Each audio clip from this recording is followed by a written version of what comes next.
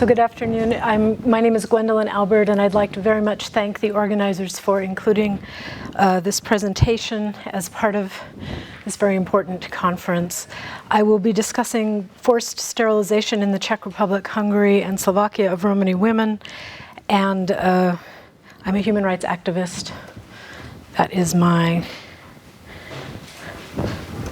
who I am. Okay. We first began to hear in the 21st century of incidences of forced sterilization in the year 2003 when a report called Body and Soul was published on Slovakia. And a number of human rights activists decided to review the possibility that these abuses were ongoing in the Czech Republic as well, given that both countries had a shared history of disproportionately promoting sterilization to their Romani populations during the communist era in Czechoslovakia. In 2005, the Czech ombudsman issued a report in which he found that this was indeed a problem in the Czech Republic. And in 2006, starting in 2006 until the present, one of the survivors of these abuses, Elena Gorolova, began agitating a great deal for redress for the victims, both in the Czech Republic and at international fora. And I've been honored to assist her in a great deal of that work. This past summer, she conducted, it's an unscientific sample, but we had questions we were interested in answering, interviews with Romani survivors of forced sterilization in Moravia, where she lives. What is forced sterilization, so that it's clear what I'm talking about? This is tubal ligation of women, suturing or blocking the fallopian tubes. It is a surgical measure which must be considered permanent, a permanent blockage of a woman's fertility. The use of this practice has been very well documented and discussed in a book by Matthew Connolly of Columbia called Fatal Misconception. He doesn't have information about Romani sterilization in that book, but he has information about just about everywhere else in the world where this has been performed. And Vera Sokolova, in her Cultural Politics of Ethnicity, also discusses this in great detail. There's a lot of different terms in the literature. Coercive is used to describe circumstances under which women are offered financial incentives or the incentives of labor-saving devices like washing machines. There are also instances in which women are threatened with having their children taken away from them and institutionalized unless they undergo this procedure. Then there's the term forced sterilization or involuntary sterilization, which is sometimes used to cover both scenarios.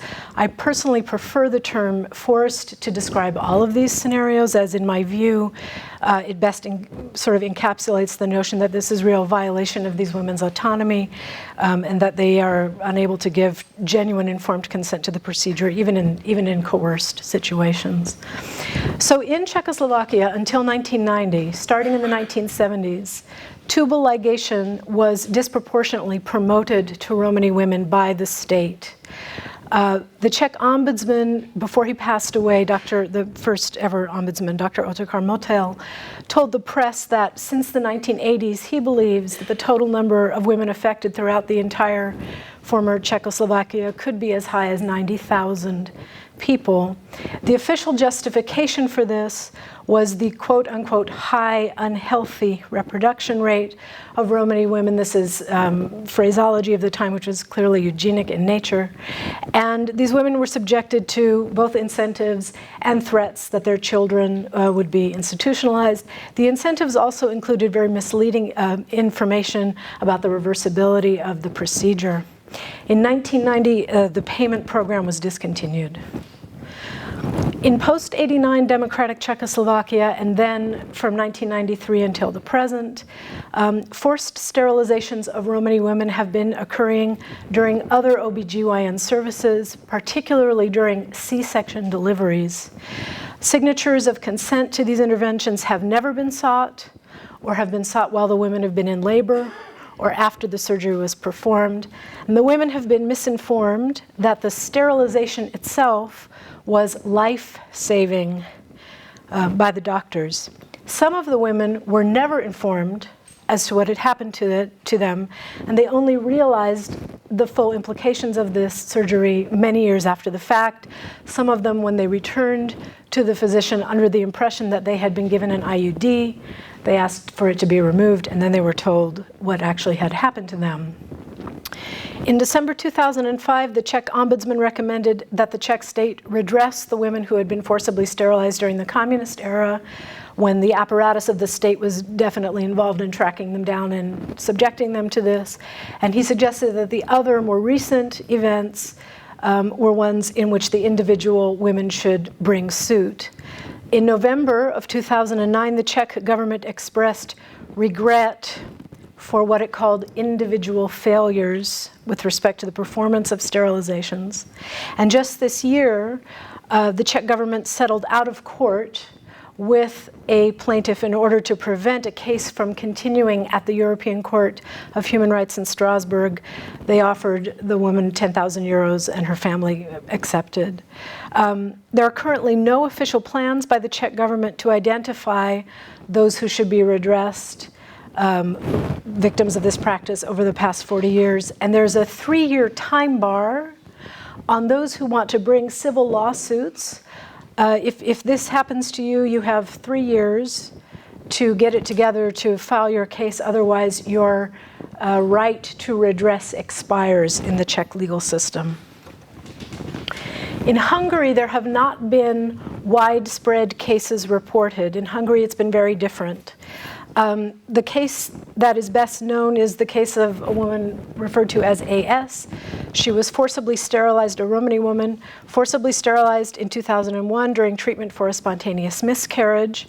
The Hungarian courts ruled that she had not been harmed because sterilization is reversible. This is the medical opinion that they were given by their experts.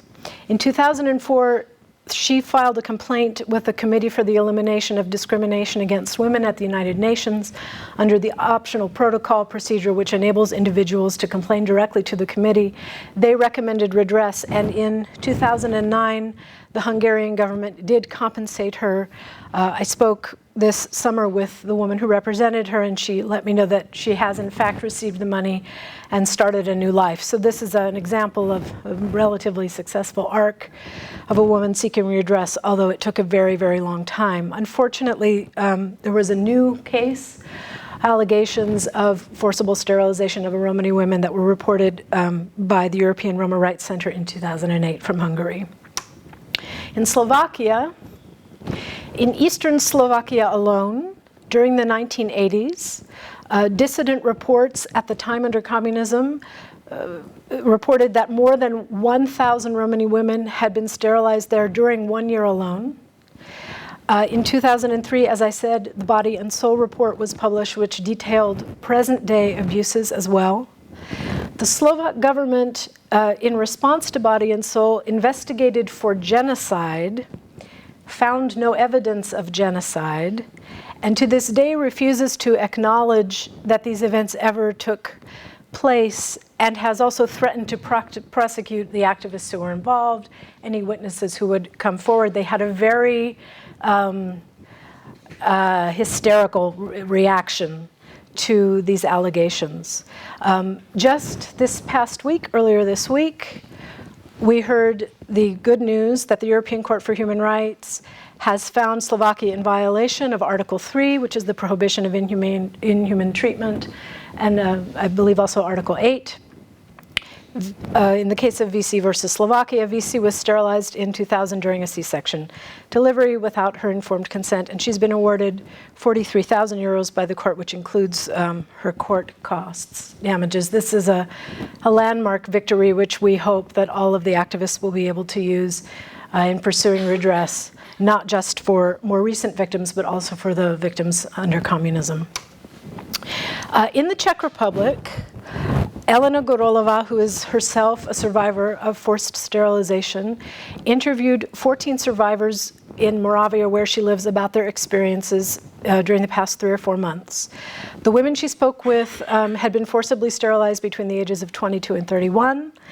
The time span ranged from 1982, so during communism, to 2007.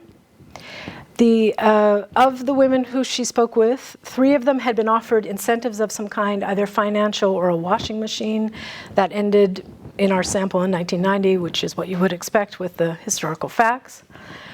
4 of the women had been threatened by a social worker with removal of children unless they underwent this procedure. 1 had been told that she had no choice but to consent. The permanence of sterilization was never discussed with any of the women interviewed, not the women sterilized in the 80s and not the women sterilized in 2007. When asked to describe their immediate responses to this, 5 of the women interviewed described emotional devastation. 1 woman said she tried to have the operation reversed and was told that she was too old. Another woman described trying to complain to officials and was rejected. Another woman decided to adopt. 3 of the women interviewed reported that it wasn't until later in time that they fully understood that they would never be able to conceive again. None of these women are suing. 6 of them said they can't afford it. Various other reasons are given here, don't know how, it takes too long. 1 woman referenced her own illiteracy as an obstacle to pursuing legal action. All of the women who were interviewed believe that redress is worth pursuing. 5 of them said that they are now actively fighting for redress with Elena Gorilova's group. It's called the Group of Women Harmed by Forced Sterilization, and it's based in Ostrava in the Czech Republic. 3 of them said they were not active, and 6 said they had been active in the past but are now constrained. Some of the impediments include mentions of illness, both psychological and physical, no local group or inability to travel to the group that does exist, childcare and family responsibilities, and no time. Thought that their Romani community had sympathy for them, understood what happened to them. These were the answers we received. 5 of them said yes. 5 of them said that it was 50-50 in their community, whether people had sympathy for what had happened to them or not. Only those affected understand, said 1 woman. And 2 people said that in their community, members of their community have told them that they thought the doctor was right to sterilize the woman concerned, or that they thought it was somehow the woman's own fault that she had undergone this experience. When we asked them, do they believe the Romani community would view redress of their situations as just, as fair, the answers were as follows. 2 people said yes. 3 people said only some would think it's fair. 2 said no. 4 women said that others would envy them if they were redressed. And 1 woman said that only those who have actually undergone this would view it as fair. When we asked, do you think the non-Romani community sympathizes with you? Here we have a very clear distribution of answers. The vast majority of women do not believe that the non-Romani community sympathizes with them, nor that the non-Romani community would view redress as just. And when we asked, do you think non-Romani women sympathize with you? 6 said no, and 3 said only those who also suffered this would understand, and it's also the case that non-Romani women were subjected to this as well in the Czech Republic and Slovakia.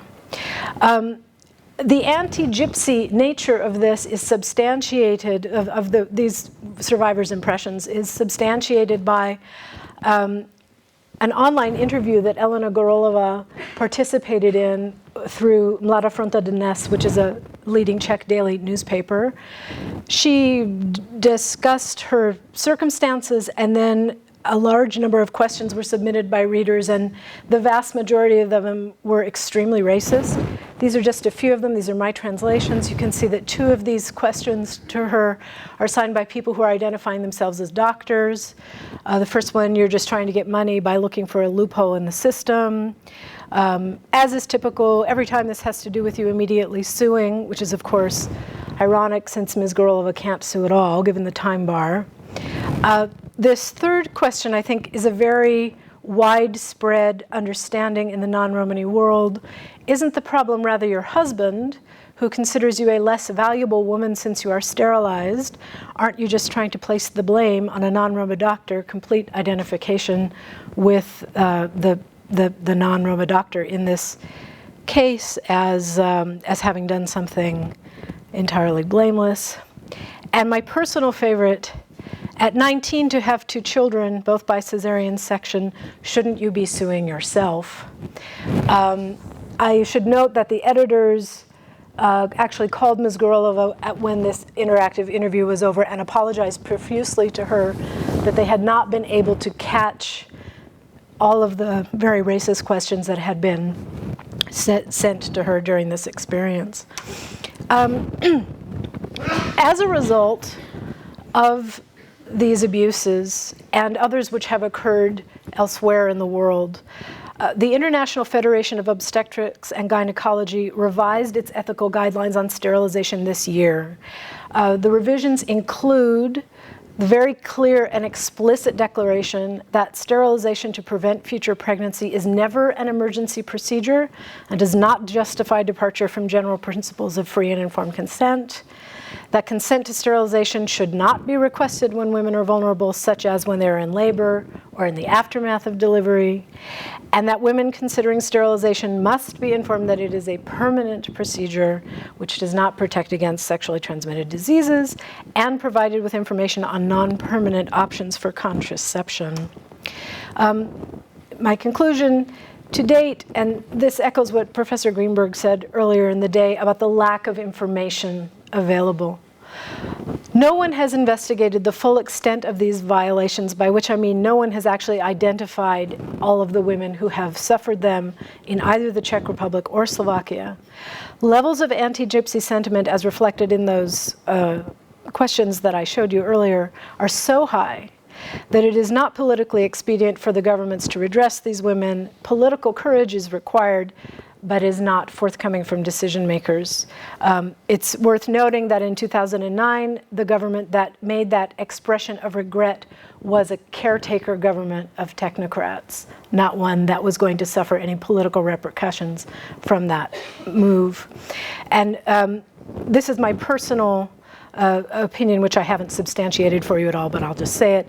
In my opinion, in the Czech Republic, the potential allies of the women who have been harmed, Romani community organizations, women's rights organizations, have not yet identified the use which could be made of the redress process, and it is therefore not a priority for them, even though it is a human rights violation of an enormous magnitude which implicates the Genocide Convention. In my experience, unfortunately, justice for these women is a priority for these women and these women alone, and this is a very lonely situation in which they find themselves. This issue has been taken up by the Campaign to Stop Torture in Healthcare, which the Open Society Institute is running. This is the website. It's one of the 3 flagship issues of this campaign. It's something that has been happening to women in marginalized populations around the world to this day, and it's a very, very underreported human rights violation, which, in my opinion, needs more air time and focus and attention brought to it. Thank you very much.